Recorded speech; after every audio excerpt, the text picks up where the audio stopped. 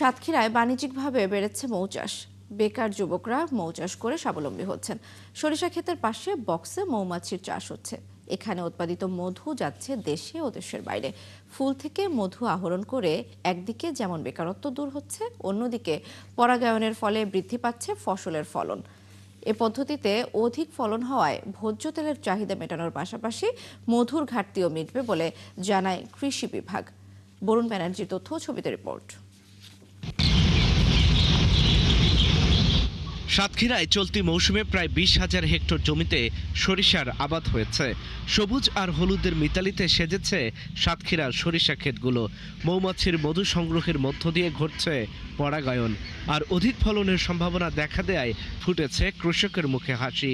মৌমাছি বসানোর কারণে আমার এবছর শস্য ভালো হচ্ছে, আরো ফলন বেশি হচ্ছে। এবার ফলন আরো দেখা যাচ্ছে ভালো, আরো ভালো পাওয়া যাবে আশা করা যাচ্ছে।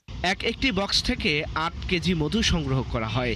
চাষিরা 2 থেকে আড়াই মাসের জন্য এসে 25 থেকে 30 মণ মধু সংগ্রহ করেন বলে জানিয়েছেন মৌচাষিরা। তারা আরো বলেন, এই মধু ঔষধি গুণ সম্পন্ন হওয়ায় এর চাহিদাও বেশি। এখানে মধু উৎপাদন করে আমরা আমাদের এলাকার চাহিদা মিটিয়ে বাইরেও দিচ্ছি, এবং এই মৌমাছির মাধ্যমে আমাদের সরিষার উৎপাদনও ভালো হচ্ছে।